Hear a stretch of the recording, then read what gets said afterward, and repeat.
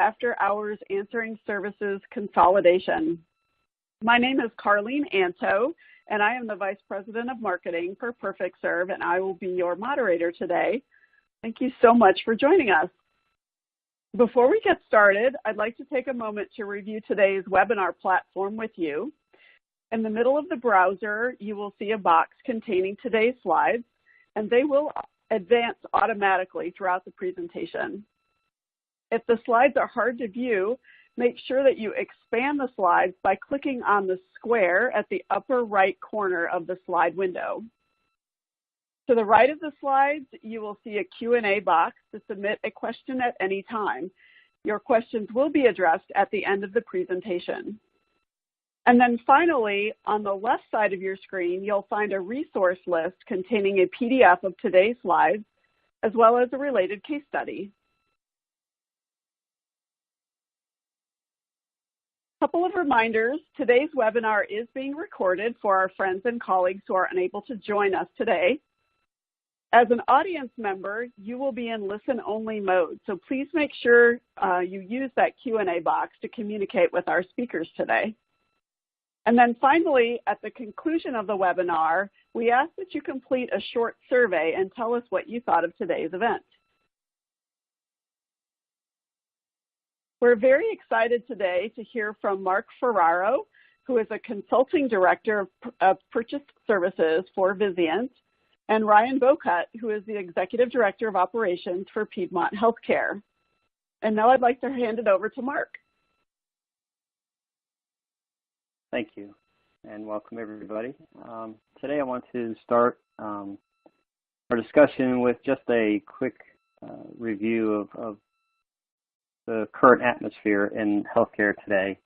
So as we know, purchase services represents about 20% of the spend of most healthcare facilities. And when we talk about purchase services, we're basically talking about anything that the hospital outsources to a third party for operations within the hospital. This can be clinical purchase services or operational or maintenance types of services, so IT, telecom, security, maintenance, all of these types of services we lump together to represent overall purchase services.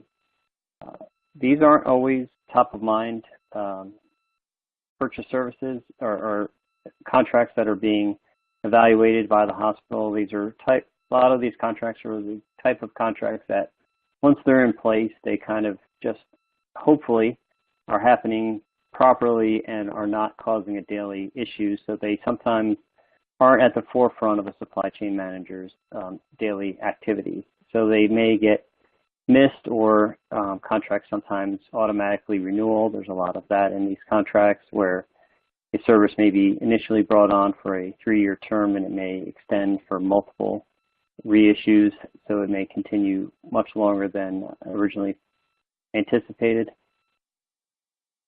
These contracts, again, offer a lot of opportunity for the healthcare individual facilities when we take a look at them and start to evaluate whether the services are still in scale to what they were initially or whether there needs to be some changes. They can definitely be a source of savings for the supply chain, and they also present opportunities as hospitals start to grow and make acquisitions to go back and re-standardize processes or technology issues.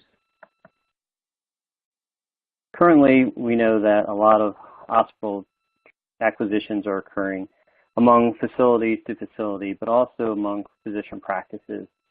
And as those practices are now being purchased and brought into the healthcare environment and into the facilities, we see that they're also bringing, obviously, their purchase services contracts with them. According to the Physician Advocacy Institute, in the year between July of 15 to 16, 5,000 independent physician practices with over 14,000 physicians were acquired, and 42% of those physicians in 2016 are employed by hospitals, and that just continues to grow. And again, each one of those, if they were operating as an individual practice, had their own contracts and services, had their own after-hours answering services. So as they become part of the healthcare environment and the facilities, this is where purchase services, consulting, and assessment can start to really help to look at what you've acquired and how to standardize going forward. So next I want to talk about some of the steps that we perform when we're looking at purchase services through engagement and how to be successful when you're reviewing your purchase services spend. The first step is obviously to gather the data. As we discussed, as hospitals are growing and purchasing new facilities, physician practices, ambulatory surgery centers, other hospitals, the data can become a challenge and the visibility may get lost. You've got different IT systems that are now talking to each other, different methods and ways to manage contracts that are now trying to be merged together. So visibility starts to become a challenge. So this is where purchase services consultants can come in and start to really make that review throughout the system and look through all the locations and speak with the different areas of the organization to start bringing the data together. First step in that process is to speak to the stakeholders, going out and speaking to either the individual practices for after-hours calls, the hospitals, whether it's the supply chain is involved, whether the business office is involved, but really getting out and speaking to all the individual departments to understand what do they believe is occurring for this service, what vendors do they believe they're utilizing, and whether there's any contracts in place and whether we can get a hold of those.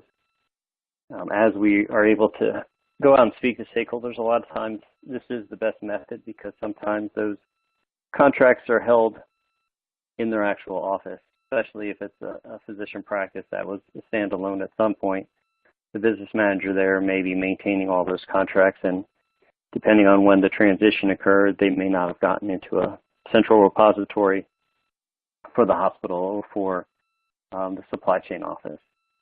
So we would review those contracts, trying to look again at this point for the terminations, the auto renewals, or anything that has to do with the actual contract terms. We want to be able to get a good picture of all the vendors that they're currently utilizing and when those services either start or stop, and to understand quickly if there's any that may be getting ready to auto renewal in a short term where we can, now that we're engaged in working on this process, where we may be able to give some notice to hold off on that automatic renewal so that we can have time to review and provide a overall system strategy to how to move forward. In addition to the contracts, we would want to gather the financial data. So this is reviewing the accounts payable, AP systems, getting a report from the finance folks to show us all the vendors with spend. Also utilizing the general ledger or the purchase order system to start to dig into where the spend is and which vendors are being utilized. The reason why we look at AP and purchase orders is because many of these services in many organizations, services are not put onto a purchase order. They're paid through a different method, whether a check request or a P card even. So utilizing the AP spend allows us to see more of the vendors and more of the spend that we believe would be around these vendors.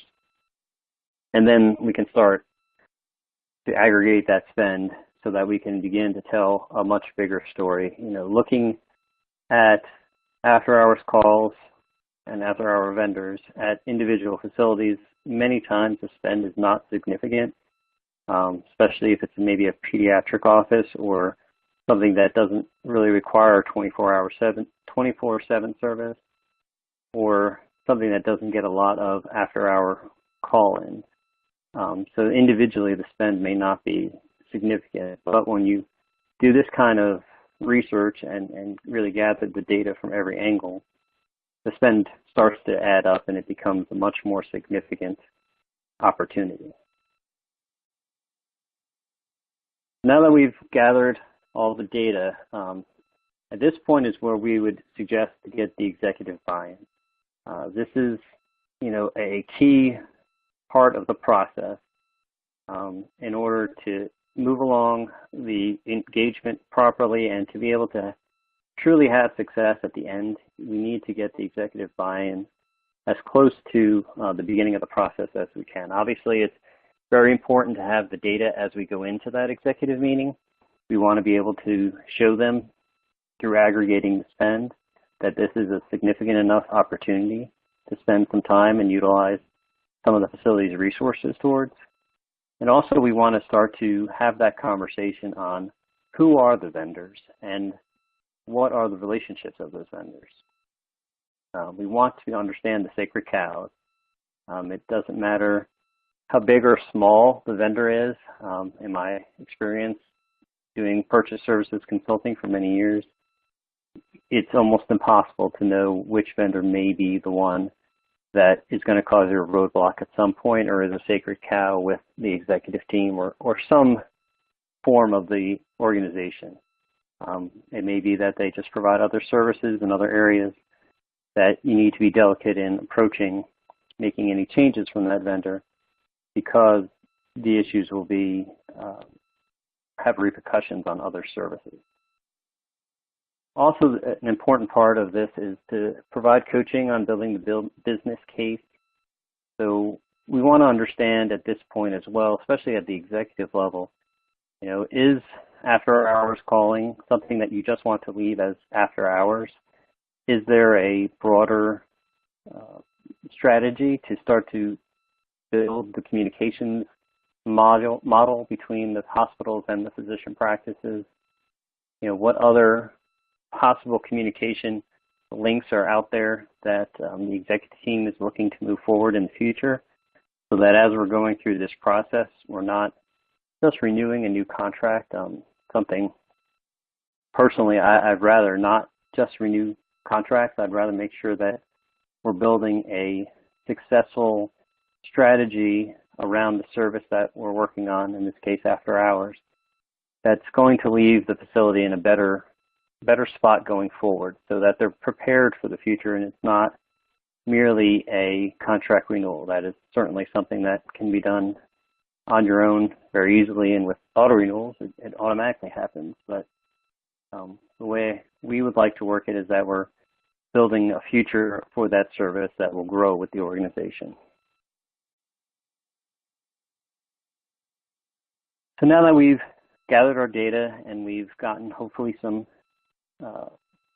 strategy and some direction from the executive team, it's really now time to look at those individual vendors that we collected and to analyze the performance of those vendors and also analyze the performance of the contracts. Are they set up to grow with the organization?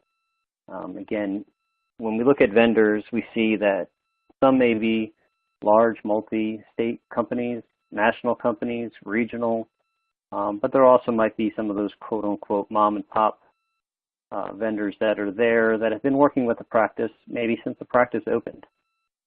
So we want to be able to understand how the services are being provided and what can be done to move them forward.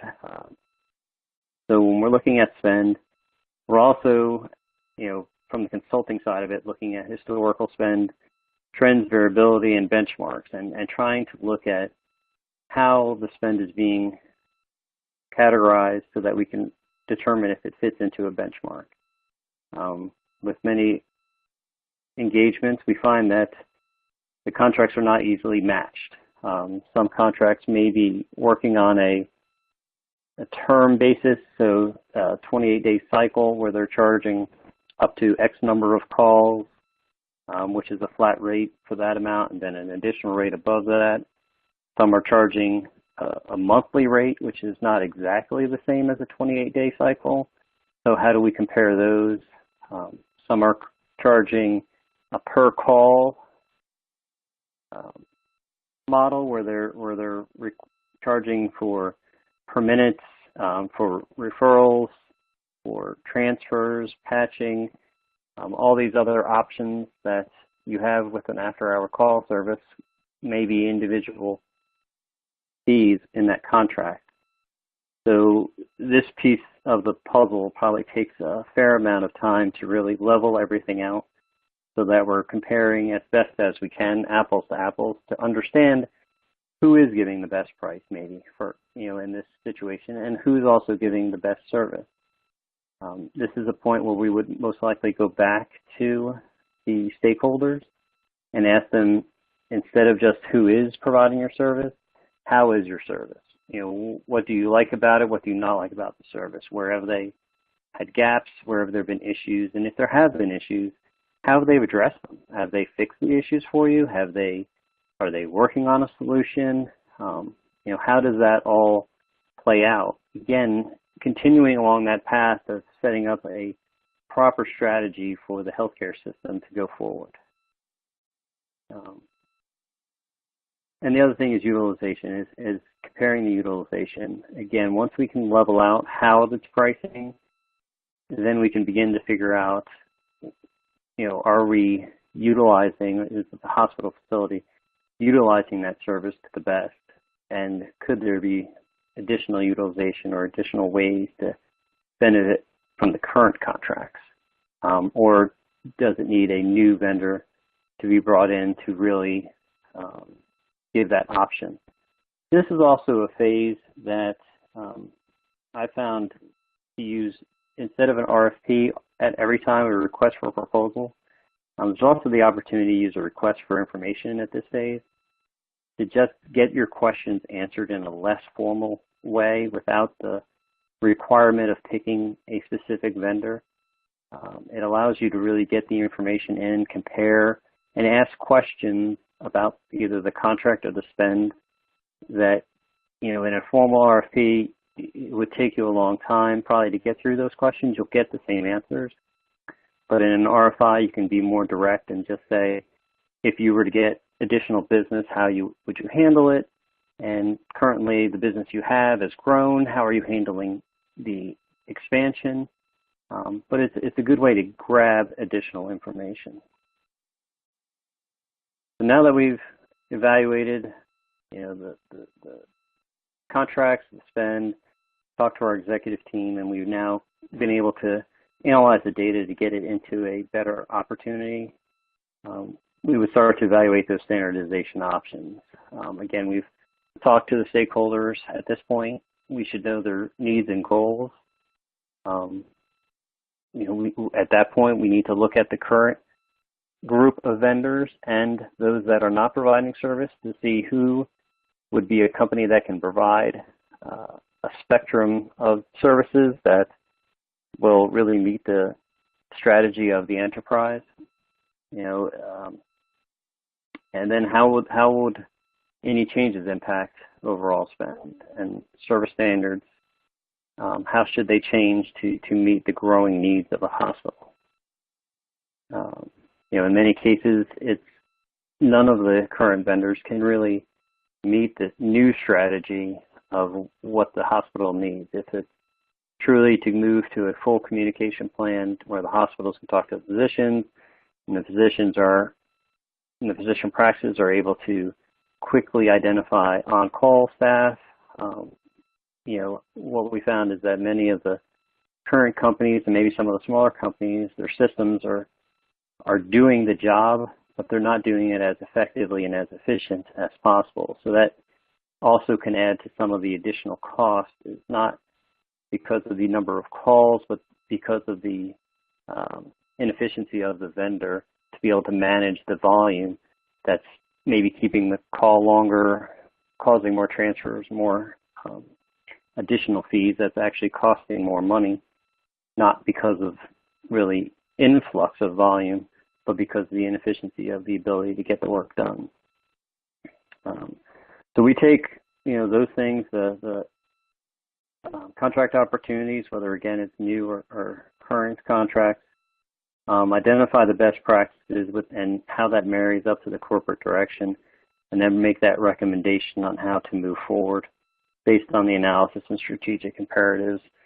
So, we're being able to help the facility move along this path at a much quicker pace probably than it would be able to be done on their own. And also we're providing a solution that will not only fix the current issues if there are any, potentially save money, and also provide a way to grow as the facility continues to move on. So that is pretty much the purchase services consulting strategy and steps that we would take on any initiative, and especially an after-hours answering service initiative.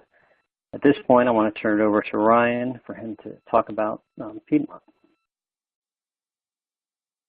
Thanks, Mark. Good afternoon, everybody. I appreciate the opportunity to just tell our story a little bit. We just recently went through this experience, and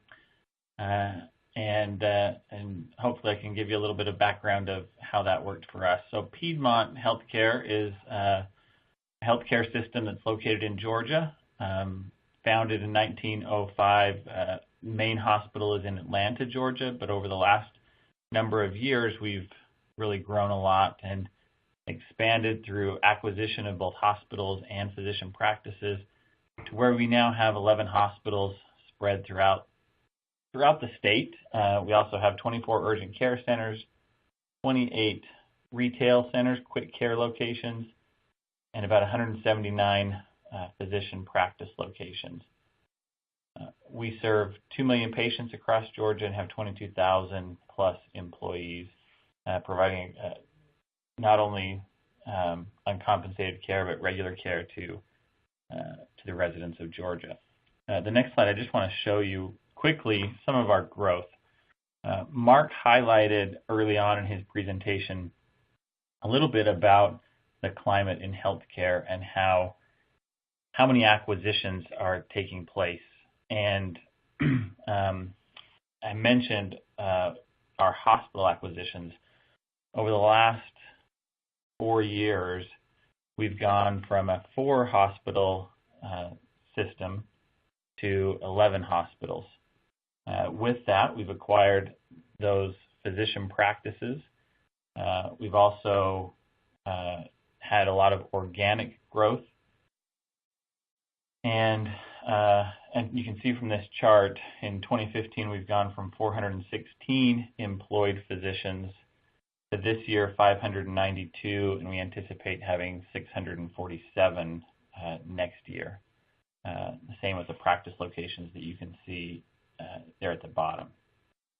So that growth kind of just tees up why we experience this problem. So with all of that growth, Mark talked a lot about the acquisition of new contracts. Every system, every practice has a little bit of a different vendor that they use for different services. And we looked at these services, particularly the after-hours answering services, and had a goal of reducing the variability that we had.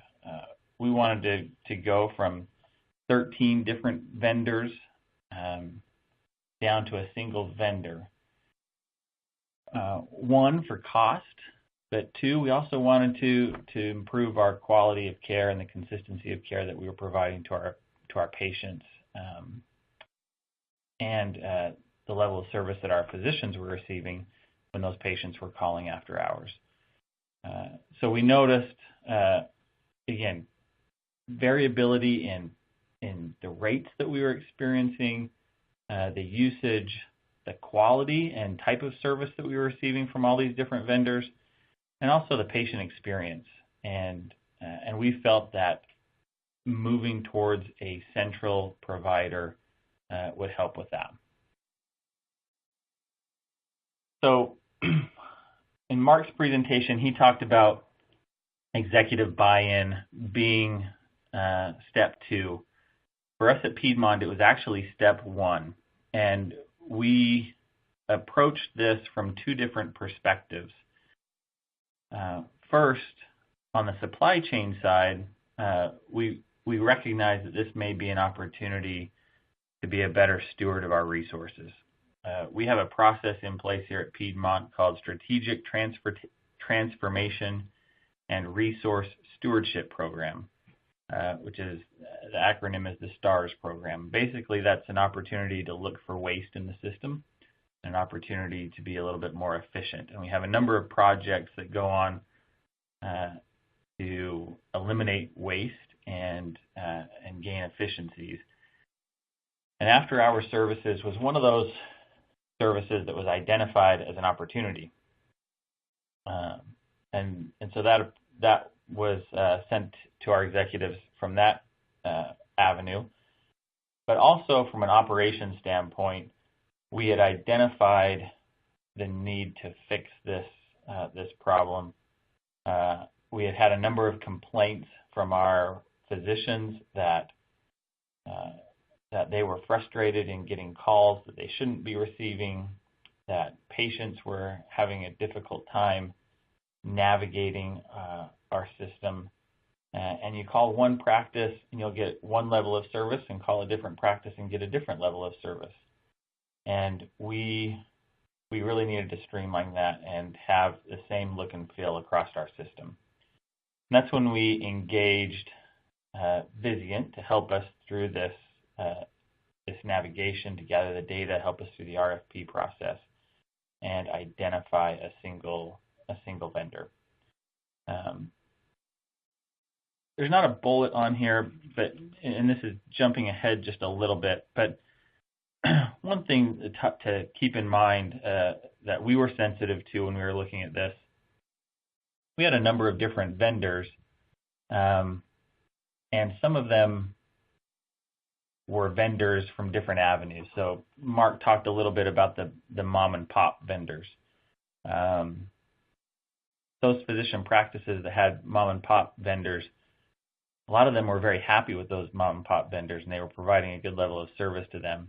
And we recognized quickly that change was really hard for them to change from something that they felt and perceived was a good service from their perspective to something that was different.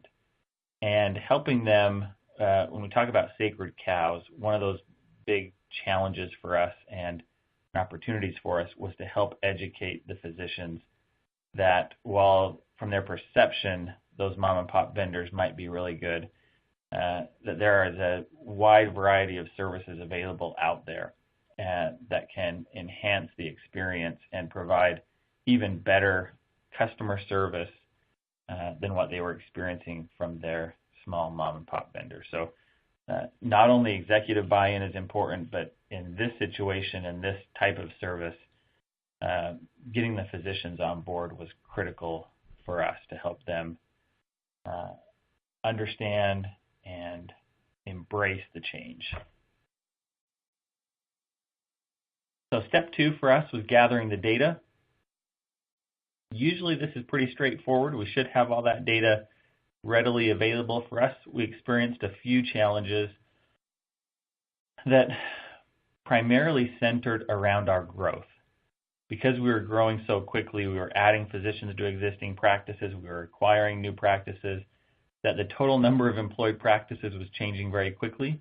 The number of physicians in each employed practice and practice location was changing quickly, and so we had to be pretty nimble in how we were gathering the data. But these are the key points that we wanted to identify on gathering the data.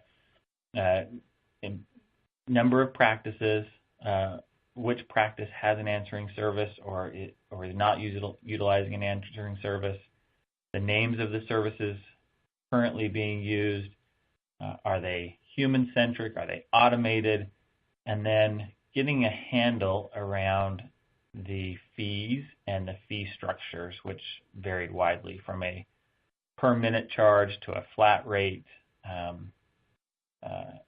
and gathering all that data and putting it in an easily digestible format was one of the hurdles for us, again, just because of our growth. So after we gathered the data, the next step for us, of course, was to analyze the data. It's interesting that at this point, some of our goals shifted. While one of the original goals was a cost-cutting initiative, when we started looking at the data and the services that were available and how our services might change, the operational goals that we had superseded the cost-cutting initiative. And I don't say that to make it seem like we were willing to take a big increase on our spend. We weren't. We wanted to at minimum be cost neutral. But the large cost-cutting initiative that we were originally looking for became less important, and more important were those operational goals, and to get the efficiencies that we didn't realize were out there. So some of those things included eliminating the manual steps in identifying on-call provider schedules. The schedule management and on-call management was historically confusing and inconsistent. We were getting calls to physicians that weren't on call and found it very difficult to quickly adjust and adapt if they were getting those kind of calls. So we wanted to be able to have a more streamlined and efficient manner of identifying those on-call providers, and if there ever were a mistake or somebody needed to step away for an hour or two, that we could easily adjust that schedule on the fly and shift that to a different provider. We wanted to improve our physician satisfaction. This was one of our top goals. Our physicians who are being bothered in the middle of the night with patient calls need to be able to handle those calls in an effective and efficient manner. Getting the information quickly and reliably, and being able to return those calls. We also wanted to address patient frustration. Calling into a service isn't always the easiest to do. Navigating that service when you're not feeling well or a family member's not feeling well and you're needing an answer is not easy, and so we were trying to really streamline that process and make it easier. Also, for our organization, and I think most healthcare organizations, managing the flow of data and making sure that we were keeping that protected health information secure was extremely important. Lastly, as we looked at the number of providers in this space, we wanted a service that was going to be able to grow with us, one that could handle our aggressive growth of both the employed physicians, but also had an ability to scale in other communication venues that we currently aren't using to help us communicate not only with our physician practices and our patients, but across our different points of care. So as we analyzed that data and thought about what we considered important and listened to the number of different vendors come in, we really broke it down to 8 different categories which we felt are important, and we've got those summarized at the bottom of the page here. Again, a couple of those to just highlight: eliminating errors, facilitating better collaboration, enhancing the patient satisfaction. These were all critical points that we wanted to get better at.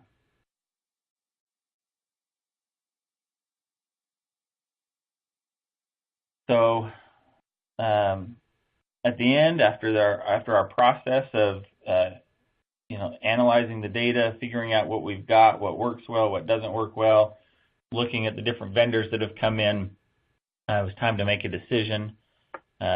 We based that decision again on those priorities that were listed on the previous page, but also wanted to think about the many different ways that our physicians are going to communicate. So across a number of different modalities: smartphones, web browsers, even pagers that some of our physicians are still tied to. We're trying to go away from that, but some of them are just love their pagers. We wanted to be able to scale, as I mentioned before, and have a solution that was going to meet our demands today and also our needs of the future.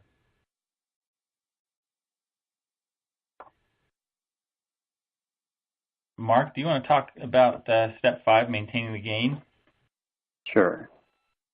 So now that, as Ryan said, their engagement was complete, they've chosen a vendor to move forward with, and on any initiatives, as you made your decision and started to move forward, the important part is to maintain that gain. As we discussed at the beginning, a lot of times purchase services kinds of agreements get lost a little bit because if they're working fine, people don't take notice. But the key is when you put in this much effort and you've decided on a path for your system to move forward, you need to monitor and maintain that gain by utilizing metrics and reporting, and set that up in your new contract to really review how the contract is performing, make sure that it's optimized to where you wanted it to go, and making sure that as you're growing, as Ryan said, as they're growing and adding more facilities and more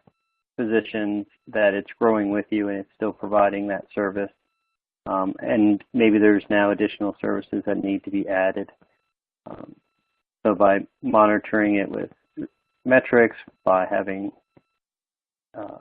business reviews on a quarterly basis with the vendor to check in, by reaching out to your users, whether that be through the patients or the physician practices, to make sure that they're still receiving the services and the quality that you had built into your agreement, and building upon those communication improvements that you've put into that contract to go beyond just the answering service, to be able to look at, in today's environment where we're trying to manage the patient throughout ambulatory, physician practice, hospital, wherever they access our healthcare facility, we're trying to manage that care. Does it need to move beyond the answering service ability to a real 24/7 communication platform that wherever the patient needs help or wherever there is a need for communication between physicians, that can be achieved through the same platform that you're currently using. We talked a lot about physician practices, but as more hospitals move to using outpatient service centers, whether they're surgery centers or outpatient or standalone emergency departments, making sure that those services are wrapped into this, and again, looking for additional communication abilities beyond the typical evening or weekend call centers. And then making sure you truly are incorporating that patient and family and looking at the current vendor and how the services you're getting from that vendor impact your patient and family, because ultimately they're the ones that, as we know, impact the hospital's revenue, the hospital's ability to serve their patients, is really from that feedback from the patient and family. So making sure that you continue to look at, obviously it's not something you can do every day, but if you can set up a quarterly business review meeting, not only with the vendor, but also with your stakeholders, and be able to use surveys or something to get back some information from your patients, and then maybe twice a year looking at all of that data to say, are we still accessing service levels that we need to address all of the changes and all the strategies that we're trying to move forward. Great. Thank you so much, Mark and Ryan. That was an extremely helpful case study that walked through some real-world examples of how to standardize after-hours communication. I do think there are a couple of really valuable takeaways here. And the first being that once you get the data from your GL, which is probably the trickiest part of all this, the financial analysis is actually relatively simple. And for Piedmont and many others, standardizing with PerfectServe was a really easy win for the organization because it repurposes already existing spend while achieving a lot greater value for your communication dollar. And as Mark and Ryan both articulated, the way that we are achieving greater value is by standardizing the way providers are reached after hours, by automating processes to eliminate the human error in reaching the right on-call provider, by providing a platform that ensures HIPAA compliance with all patient-related communications, and then also supporting strategic imperatives to improve the overall clinical communication safety. So this really is a best practice for acquiring a communication platform technology in a couple of ways. You can change the culture with regard to patient communication processes and standards, while also simultaneously moving all providers onto a single communication platform that can be built upon later as you expand your communication standardization initiatives. So with those closing thoughts, I think I'd like to open the lines for questions, actually open the Q&A section. So let's take a moment to take some questions from the audience. And just as a reminder, there is a Q&A box to the right of the slides that you can use to submit a question. So we will take a look at a couple of questions here now. The first is, I think this would be directed toward Mark. Why would you need to find the original contracts if we can obtain the GL, the cost data? Okay. Reason for that is the GL, the AP data, is just giving us a spend number many times. Even if we get purchase order data, most of the files that we receive either give the spend data as one single line or may have a little bit of detail, but they don't have the complete detail. So when we have the AP data that show the spend, and we have the contract, which actually lists out, all the different ways they're charging. Again, if it's a monthly charge, is it up to a certain number of minutes, and then it's a per minute charge after that. And we can't see that within the AP data to be able to really get to the utilization and the usage numbers. We can see the spend, but we don't know what exactly makes up that spend. So having the contracts and having the detail of how the pricing is laid out allows us to understand what's being charged, and also then allows us to determine what is the actual usage, so that we are evaluating properly how much coverage do we need to provide going forward. Thank you, Mark. The next question that came in is, what is the turnaround time for an assessment? What's reasonable to conduct an assessment of current after-hours services? For us, it's a typical 4 to 6 week process, and all of that is obviously dependent on how easily the information is to access and how many facilities, whether it's live meeting with stakeholders, what that time frame is. But most of this can be from data analysis to coming up with a basic strategy to go forward and meet with the stakeholders. Is probably that 4 to 6 week time frame. Yeah, from the operations standpoint at Piedmont, we took a little bit longer. I think doing the actual analysis goes pretty quick, and the work.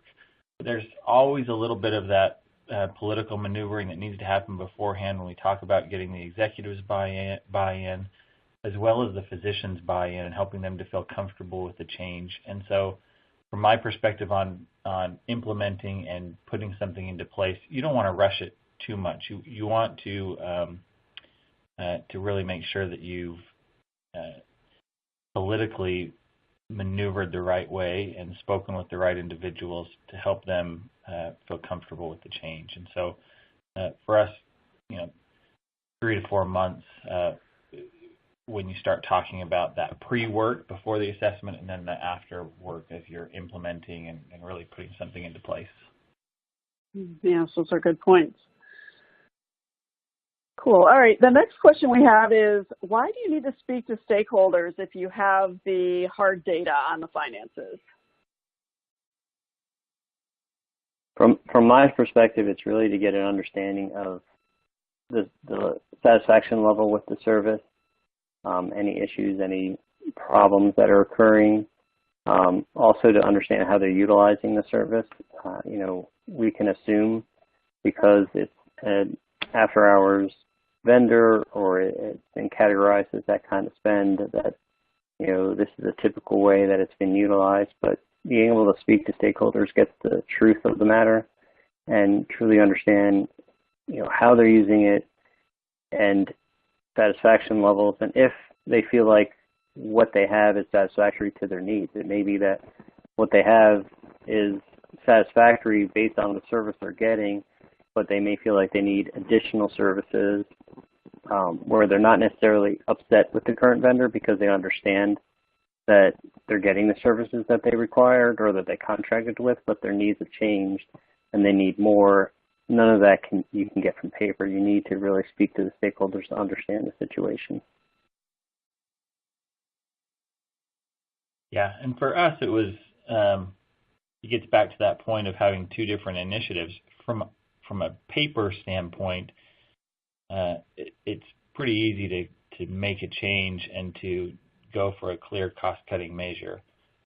But as you talk with the stakeholders and better understand their needs and also what the frustration points are, it'll really help you in making the decision on which vendor is right and getting them to buy in on the process as you move it along and actually implement it. Thank Your you. goals may just shift. Sounds good. All right, looks like I have one more question that's come in the queue. And just as a reminder, if you have any other additional questions, please use that Q&A box. So Mark and Ryan, the last question is, can you elaborate a little bit more on enabling effective communication with or between physicians? I wonder if I should just bring this slide back up. Any initial thoughts on that? Yeah, so I think there's a couple things. I think it's with physicians. I think when we talk about the communication with physicians, we're talking about primarily that patient to physician or patient to provider communication, and they can receive that communication in a number of different ways, via text message, via call, and you want to make sure that that's smooth and that the right information is getting to the provider. Another big thing that came about with this as we were evaluating vendors is how physicians can communicate amongst themselves, or providers can communicate amongst themselves.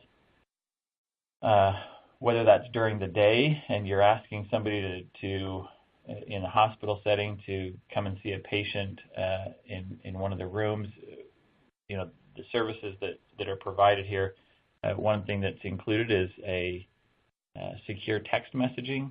So messages can be sent from provider to provider in a secure manner. From an after-hours perspective, when that on-call provider is seeing or taking care of a patient of one of their colleagues, we really wanted an opportunity for them to easily relay back to their colleague the information of, hey, I took care of Mrs. Smith, this is what's going on, and what I did for her, and how she's being taken care of. And the platform that we chose enables us to do that, and also that secure text messaging enables us to do that. It became one of the highest priorities and satisfiers for our physicians is that ease of communication. Yeah, and this is Mark. You know, what I think I've learned in working on after-hours services is really that how communication between physicians may be occurring at some facilities now, which may not be through a secure messaging system. It may just be truly texting each other on cell phones. So being able to have a program that can resolve that issue, make it HIPAA compliant, obviously we're all concerned about that.